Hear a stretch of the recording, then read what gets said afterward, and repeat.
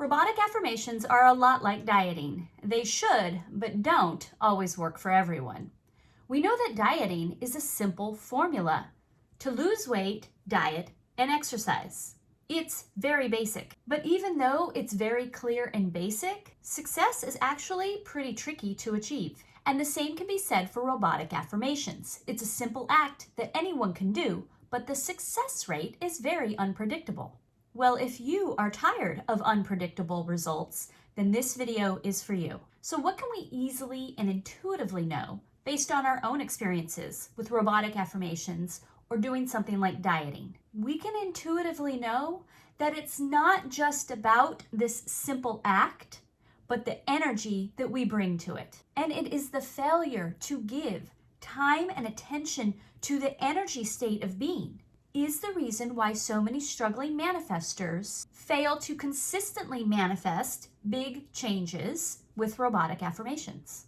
And in this video, we are going to discuss two important perspective shifts that will help you open the floodgates for your robotic affirmations to position you to call in your desired manifestation. Hi, my name is Allison, and after trying hundreds of affirmations and manifestation technique combinations, this is the one that consistently delivers me results. First, what is the one thing that most people get wrong about robotic affirmations?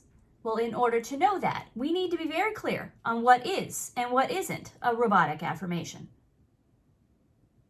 Robotic affirmations are intentions, affirmations that you repeat habitually, rapidly, in large quantity to flood your subconscious with this new focus towards your desire.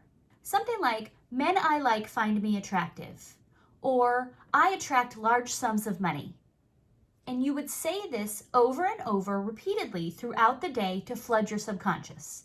Men I like find me attractive. Men I like find me attractive. Men I like find me attractive. The robotic part of the equation being the repetition and the non-resistant state of being that you're in when you say them. Okay, so that's what they are, but what are they not? Well, let me ask you this. Why do most women want to lose weight? The average, most common reason, and I will use myself as an example. I will definitely admit to being somebody who, in my 20s, I was constantly on a diet because I thought I needed to lose weight in order to be attractive to attract a partner. I thought the act of dieting, of me doing the dieting, the act of me losing weight would make me attractive to a partner. Can you hear that? I was using the act of dieting to bring about a result, a manifestation. And lo and behold, that never worked. Because why? Because it's about the energy I'm radiating. The energy we radiate is what makes us attractive, literally law of attraction. But that's the truth. As we know it, law of attraction. You have to be the energy to receive the energy. So knowing that, what can we also know about people who unsuccessfully use robotic affirmations? That like dieting did not produce an attraction energy for the universe to bring me a partner, robotic affirmations don't create the attraction energy to bring your manifestation. No, what robotic affirmations do is they focus you, your energy, your subconscious onto your desired intention. Robotic affirmations are more like bowling guardrails than they are manifestation magic. You know those bumper guardrails they put in bowling lanes when kids have birthday parties so that their bowl stays on the lane and hits the target. That's robotic affirmations.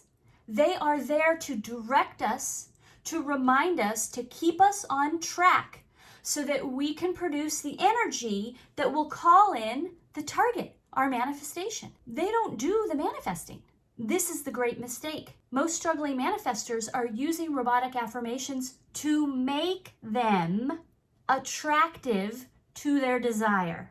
In the same way I was using dieting to make me attractive to a partner. But see, we use these robotic affirmations to keep our ball in the lane, to keep our energy and our focus, our beliefs, our thoughts, our feelings, all on the path that connects to our manifestation. This is the purpose. It's like Dorothy walking down the yellow brick road in The Wizard of Oz. The yellow brick road was the path that kept her on the direction, on the path to Oz. It did not deliver her there. She had to walk it in heels. But we're going to make life easier on ourselves. Let's walk our path more quickly and easily and comfortably, and use the 2 following perspective shifts to unlock it, to tap into the true power that you hold when you utilize your robotic affirmations. Number 1, you have to value your words.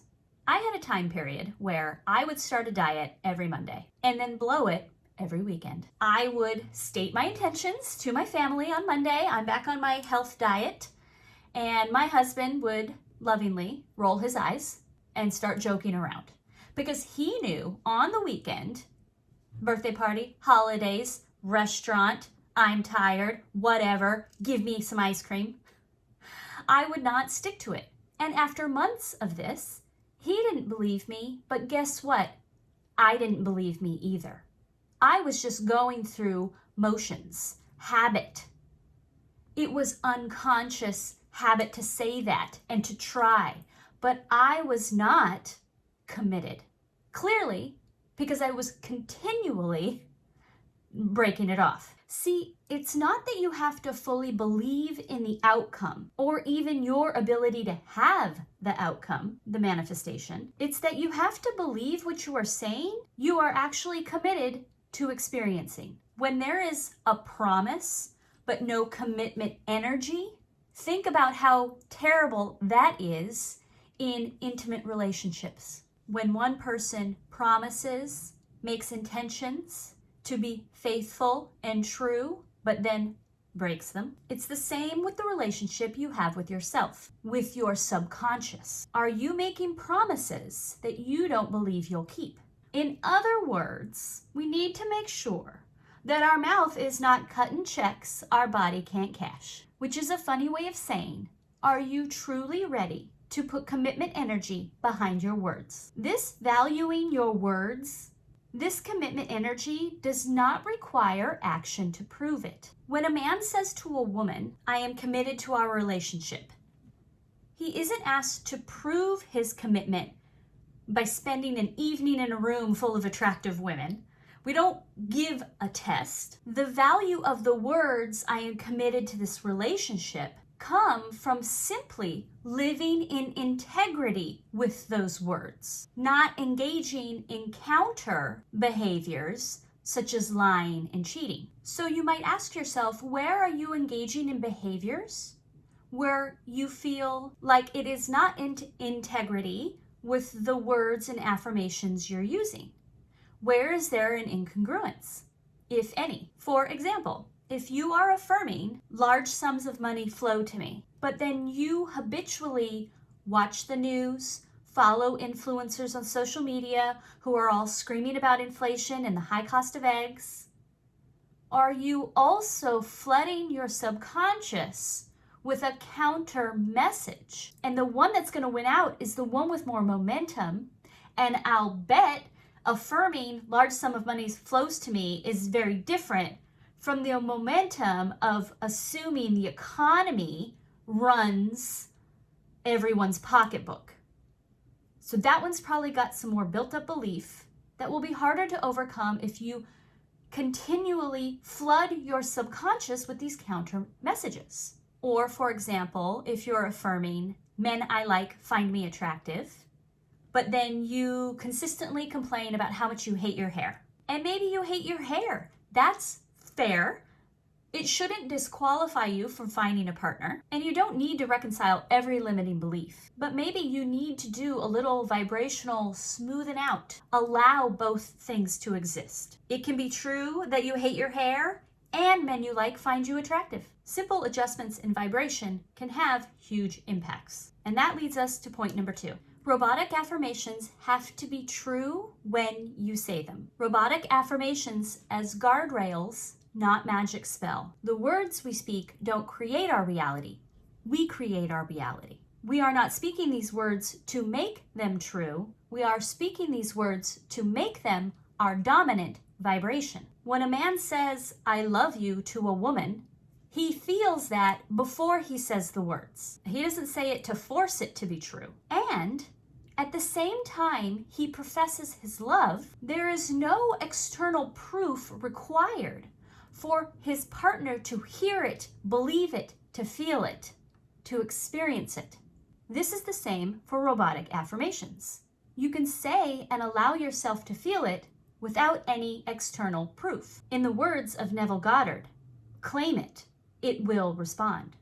Something that is very overlooked in the world of manifesting is that to be a deliberate creator, someone who decides on the reality they want to experience, is bold behavior. We are people making a choice. No, I will not put up with, I will not suffer in this existing reality just because it exists. I will not settle. To be a manifester is to be bold. Some people think it borders on selfish, and they are entitled to their opinion. We know it's not selfish to simply choose a path, to come to a fork in the road and say to the group, this is the path I'm taking because it feels right, because I want to experience it. That is not selfish. That is bold. Claim it with authority. It exists the moment you have the imaginal act anyway. Have you ever watched a sports team movie of a bunch of underdogs who are like a ragtag team? Nobody takes them seriously. They don't take themselves seriously. And then they have a transformation and then they end up at the big championship game. It shows in the movie there's always some sort of catalyst where these people go from not taking it serious, just kind of doing it, to believing they can be contenders. Usually that catalyst is something external, an event that makes people realize that they're capable and that they believe and that they want to do this. Well, we are reality creators and we have already decided we are winners, that we are going to win that big game. We don't need this external catalyst because internally we've hit yes, yes. I have signed up for winning. I have signed up for this manifestation. I choose it. When you make an internal decision based on your desire, then you are also that catalyst to make yourself believe in it. And all you need to do is claim it. It will respond. You are the authority. Allow this affirmation to be true because you claim it is. Allow your reality to begin to shift because you have decided it will. Say your robotic affirmations as claims with authority. Claim it. Be bold. Allow your words to be meaningful and give yourself time and space to live in integrity with your robotic affirmations. And to help you build a more consistent new wavelength on which to realize your desired manifestation, I would recommend watching this next video.